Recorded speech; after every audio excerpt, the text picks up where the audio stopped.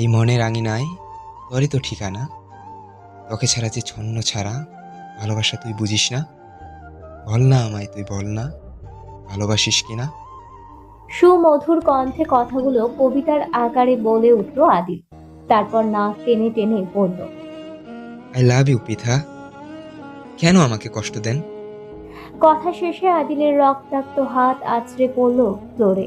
আদিলের চেহারা দেখা যাচ্ছে না, কিন্তু ওর আগুনে পোড়া ও রক্তাক্ত হাত ঠিকই দেখা যাচ্ছে।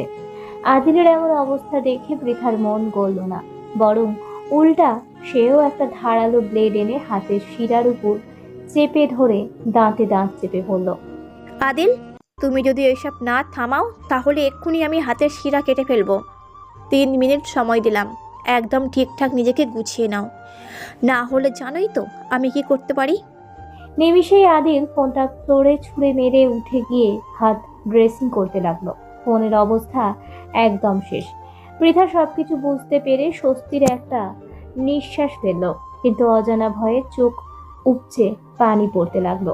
এই ছেলেটাকে নিয়ে আমি কি করি? কথাগুলো বলেই চাপা গলায় কাঁদতে লাগলো। ফোন ছোড়ার শব্দে আদিলের দাদি দৌড়ে এলো, দরজায় ধাক্কা দিয়ে বলল, কি হয়েছে ভাই? এত জোরে শব্দ হলো কেন? পড়ে গেছিস? না দাদি, কিছু হয়নি। হাত থেকে ফোন পড়ে গেছে। তুমি গিয়ে ঘুমাও, আমার প্রচন্ড ঘুম পাচ্ছে। সকালে কথা হবে। বলে আদিল চুপ করে রইল। দাদি কোনো কথা না বলে ঘুমাতে চলে গেল। 1 লাখ টাকা দিয়ে এই বাসায় ভাড়া থাকে আদিল আর ওর দাদা দাদি। তাদের চোখের মণি আদিল। ছেলেটার জন্যই বৃদ্ধ বয়সে তারা বিদেশে এসে থাকছে। মা মারা যাওয়ার পর থেকেই দাদি তাকে মায়ের মতো করে মানুষ করেছে। অন্য নাতি নাতনি থাকা সত্ত্বেও তারা আদিলকে নিয়েই থাকে। তার জন্য অন্য ছেলে মেয়েদের থেকেও কম কথা শুনতে হয় না তাদের। তবুও সব কথা তুচ্ছ করেই তারা আদিলকে নিয়েই থাকে।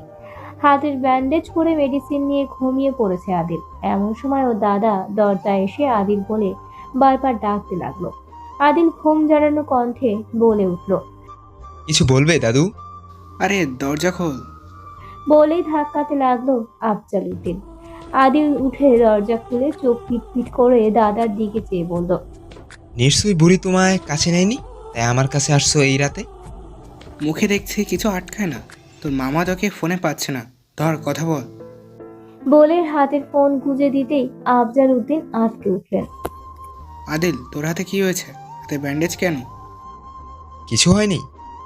বলে আদিল দ্রুত কাপড় চেঞ্জ করে ফোনে কথা বলতে বলতে বের হয়ে গেল।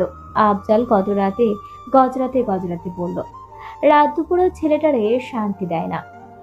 আধা ঘন্টা বাইক চালিয়ে মামার বাসায় হাজির হয়েছে আদিল। এখন তার আর ঘুমানো চলবে না। তার মামা একজন এসএসএফ এর ঊর্ধ্বতন কর্মকর্তা ছিলেন। এখন অবসরপ্রাপ্ত তিনি। আদিলকে গত 6 বছর ধরে বিভিন্ন গোপন কর্মের ট্রেনিং দিয়ে আসছেন। শিহাবুদ্দিন সাহেব আদিলের মামাকে খুব অনুরোধ করে বলেছেন তার জীবনের সমস্ত অভিজ্ঞতা যেন আদিলের মধ্যে দিয়ে পুনরায় চর্চা করেন। মোর্শেদ আলহাজ বেশিরভাগ সময় রাত বিরাতে আদিলকে ডেকে পাঠান। আজও তিনি ডেকেছেন, তার জীবনের সমস্ত শিক্ষা কারুর মাঝে রেখে যেতে চান। সেই জন্যই তিনি আদিলকে বেছে নিয়েছেন। সাউন্ড প্রুফ বিশাল একটা রুম। এখানে অনেক অস্ত্র যন্ত্রপাতি রাখা হয়েছে। আদিলের সাথে তার 2 জন সহকারীও রয়েছে। পুরো রুম ভালো করে দেখছে আদিল। একটু পর ওর মামা আসতেই মামাকে সালাম দিয়ে উঠে দাঁড়ালো আদিল। মোর্শেদ সাহেব আদিলের হাতের দিকে চেয়ে বলল, বাবা, রাগকে কন্ট্রোল করতে শিখো। নিজেকে যত কন্ট্রোল করতে শিখবে ততই জীবনে উন্নতি করতে পারবে। আদিলের হাতে 9mm একটা ইতালির রিভলভার ধরিয়ে দিয়ে দূরের লক্ষ্য দেখিয়ে শুট করতে বলল। হাতে ব্যথা থাকায় আদিল ব্যর্থ হলো। আফজাল সাহেব এবার রেগে গিয়ে একটা চামড়ার টার্গেট পয়েন্ট দিয়ে দাঁড়িয়ে বললেন, আমি একবারই চান্স দে। দ্বিতীয় চান্স বলতে আমার ডিকশনারিতে কোনো শব্দ নেই, তাই ব্যর্থ হলেও শাস্তিও পেতে হবে।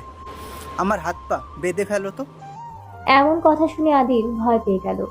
সে নিজের কাজে ব্যর্থ হলে এত বড় শাস্তি দিবে মামা তাকে। আদিল দ্রুত বলে উঠল। মামা, আমি পারবো না।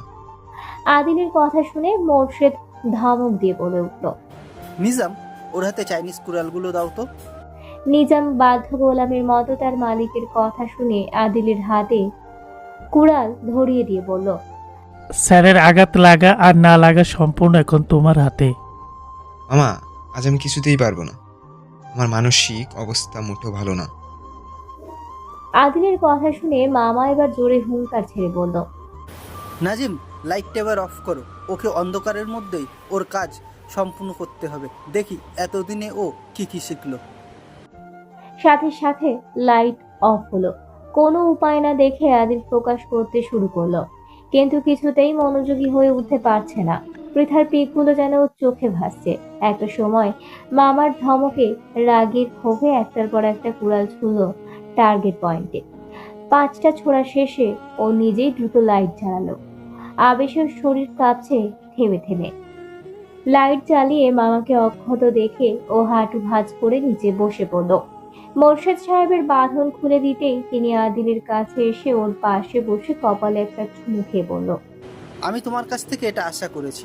এখন বাসায় যাও। বাসায় যেতে মন না চাইলে এখানে থেকে যেতে পারো। আদিল আর এক মুহূর্ত না থেকে সেখান থেকে বের হয়ে বাসায় চলে আসে। পুরো রাত আর ঘুমায়নি। পৃথার পিক দেখে রাত পার করেছে। 2 দিন পরে পৃথা কোচিং এ যাবার জন্য রাস্তায় হাঁটছে। সাথে তার বান্ধবী মিমো আছে।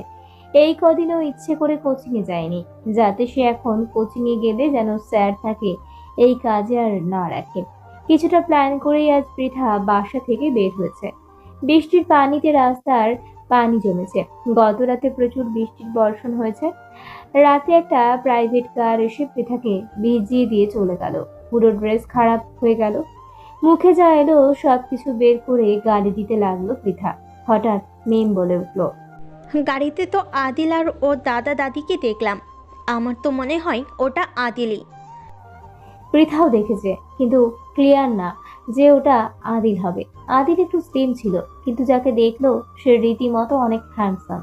পৃথা বিড়বিড় করে বলে উঠল, আবার কোন খেলা দেখানোর জন্য এই লুকেও হাজির হলো?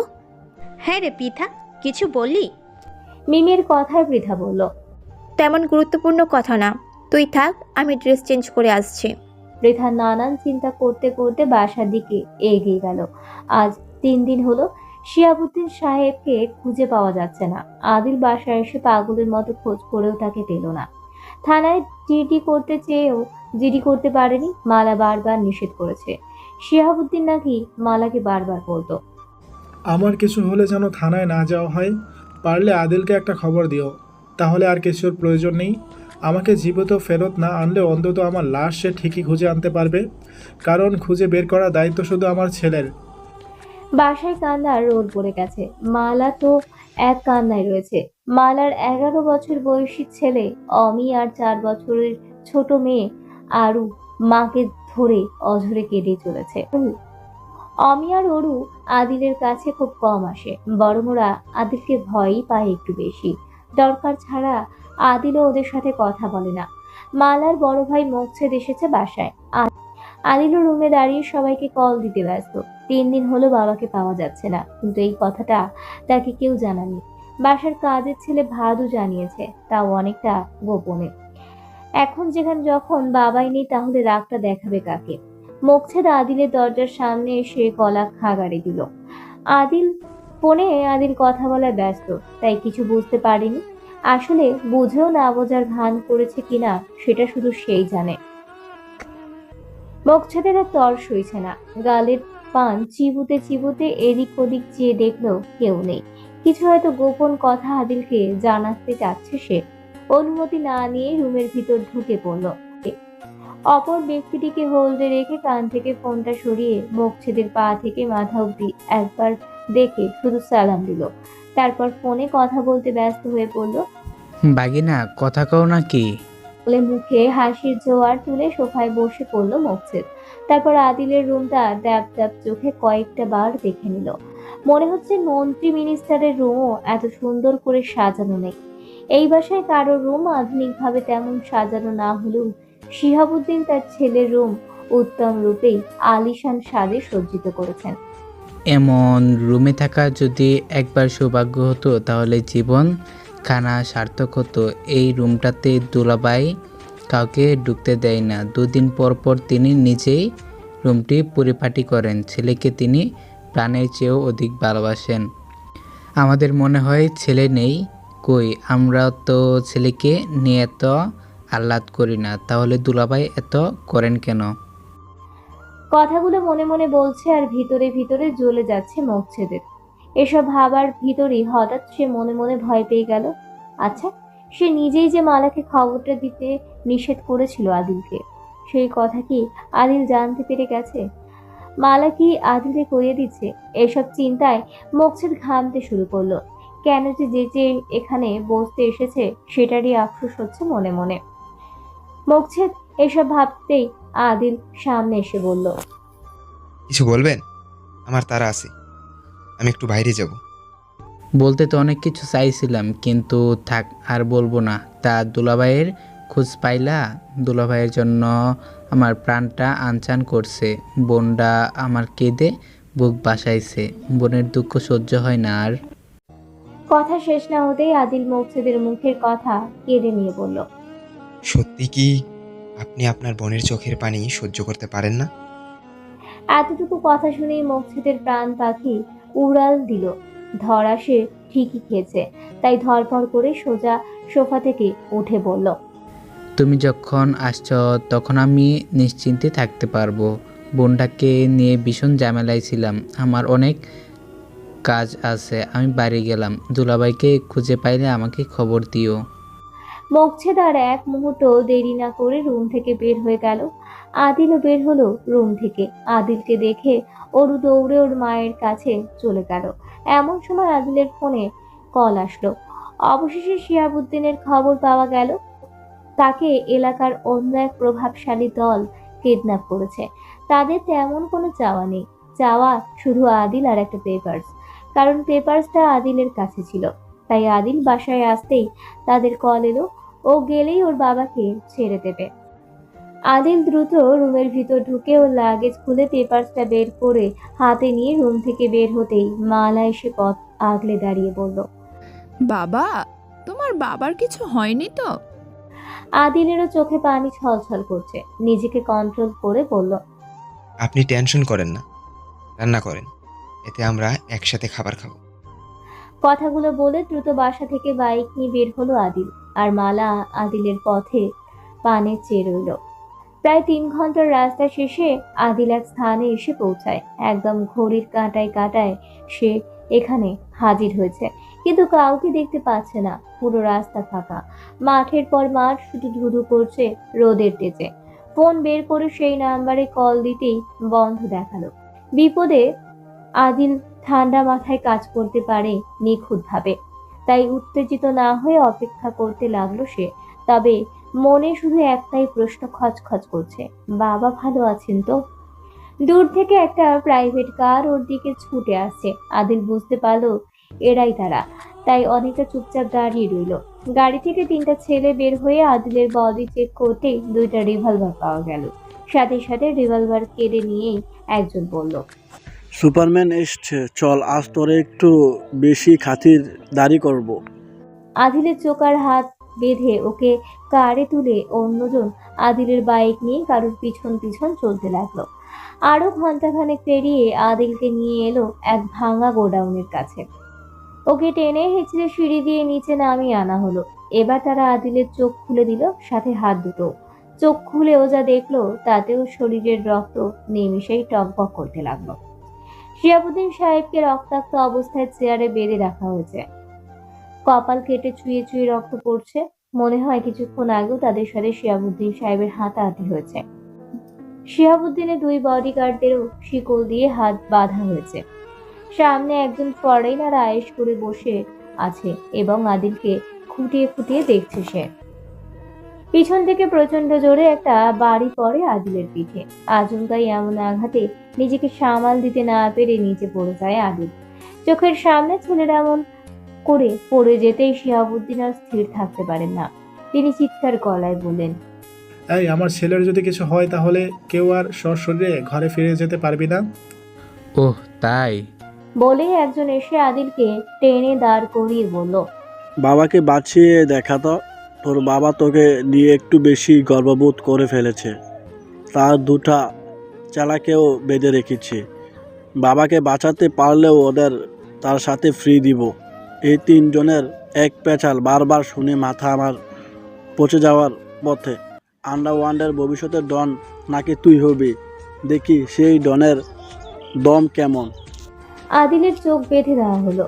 এদের লিডার কাছে এসে আদিলের হাতে একটা রিভলভার ধরিয়ে নিজেও আদিলের মাথা বরাবর অন্য রিভলভার তাক করে রাখলো। বিন্দু পরিমাণ উল্টাপাল্টা হলেই সাথে সাথে শুট করা হবে আদিলকে। সব কমপ্লিট করে লিডার বলে উঠল, তোর সাহসিকতা দেখতে চাই। বাপের উপরও বাপ নাকি তুই? দেখা তোর বাপগিরি। কথা শেষ হতে না হতেই আদিল এক পা পিছিয়ে গিয়ে লোকটার হাতের রিভলভারটা চট করে কেড়ে নিল। তারপর বাম হাতেই ঠাস ঠাস করে লোকটির হাতে দুটা গুলি করে নিজের পা দিয়ে গলা চেপে ধরেই ওর বাবার দিকে রিভলভার তাক করতেই বাধা অবস্থায় শিয়াবুদ্দিনের দুইটা বডিগার্ড চিৎকার করে বলে উঠল, ভাই কি করছেন? স্যারকে কি মেরে ফেলবেন নাকি? আপনি তো কিছু দেখতেও পারছেন না। আপনার নিশানা ভুলে যাওয়া মানে আমাদের সবার মৃত্যু অনিবার্য। তখনও আদিলের খেলা দেখানোর বাকি ছিল। কথা শেষ হতেই পরপর দুটি গুলি ছুড়ল ওর বাবার দিকে, কিন্তু গুলি কে বিঁধল শত্রু দুটির পায়ে। সাথে সাথে তারা বসে পড়ল। আদিল এবার চোয়াল শক্ত করে চোখ বাঁধা অবস্থায় বডিগার্ডদের বাধা শিখনের দিকে ছুড়ল গুলি। তারপর নিচে পড়ে থাকা চাইনিজ কুড়াল তুলে নিয়ে পাশের দেওয়ালে তাক করে এমন ভাবে ছুড়ল যেটা কয়েক ইঞ্চি দেওয়াল ভেদ করে গেঁথে গেল। এবার আদিল চোখের বাঁধন খুলে রাগি লুকে সবাইকে উদ্দেশ্য করে বলল, 9 বছর বয়স থেকে বন্দুক হাতে নেওয়ার অভিজ্ঞতা হয়েছে আমার। এত সহজে সব কিছু মিস্টেক হয় কিভাবে? আমার বাবা যদি বলে আমি এই জগতের রাজা, তাহলে আমি সেটাই। সবাই কথাটা মাথায় ঢুকিয়ে নাও। আদিলের চোখ বাঁধা অবস্থায় এমন নিখুঁত কাজ দেখে বাকি বসে থাকা ফরেইনগণ বসা থেকে উঠে দাঁড়ালো। তারা চোখ বড় বড় করে আদিলের দিকে চেয়ে আছে। তাদের পিলে চমকে গেছে এক মুহূর্তের এমন কাজ দেখে। একজন মুখ ফসকে বলেই ফেলল, কিছু তো ফেসিলিটি আছে এই ছেলেটির মধ্যে। বডিগার্ড রাকিব আর মৃণাল দৌড়ে এসে শিয়াবুদ্দিনকে মুক্ত করে দিতেই আদিল এসে বাবাকে ধরে ফেলল। ছেলের চোখে মুখে অগণিত চুমা খেয়ে বুকে টেনে নিল শিয়াবুদ্দিন। তারপর ছেলের কাঁধে ভর দিয়ে খোঁড়াতে খোঁড়াতে হাঁটতে লাগলো। দরজার কাছে গিয়ে পিছন ফিরে শিয়াবুদ্দিন দম্ভের সাথে সবাইকে উদ্দেশ্য করে বলে উঠলেন, জীবনের রিস্ক আমি এমনি এমনি নেইনি। বাঘের বাচ্চা জন্ম দিয়েছি। আমার ছেলেই হবে এই জগতের একমাত্র কর্ণধার। ওর জন্যই এই জায়গা তৈরি হয়েছে। আদিল আর বাবাকে কথা বলার সুযোগ না দিয়ে সোজা কোলে তুলে নিয়ে রাস্তায় এসে ওদের কারেই বাবাকে তুলে বাসার পথে রওনা দিল আর মৃণালকে বাইকে নিয়ে পিছনে আসতে বলল। বাবাকে বাসায় আনতেই মালা স্বামীকে ধরে হাউমাউ করে কেঁদে উঠলেন। আদিল বাবাকে রেখে ডাক্তারকে কল দিতে দিতেই নিজের রুমে চলে এলো। মিনিট 5 না যেতেই আদিল দ্রুত কাপড় চেঞ্জ করেই রুম থেকে বের হলো। একটু আগেই বোরহান কল করে যা তথ্য দিল তাতে আদিলের নিঃশ্বাস বন্ধ হয়ে যাওয়ার উপক্রম হয়ে উঠল। ডাইনিং রুমে আসতেই শিয়াবুদ্দিন সাহেব বললেন, কই যাও বাপ? তোমার বৌমার কাছে যাই। বলেই দৌড়ে বাসা থেকে বের হয়ে গেল আদিল।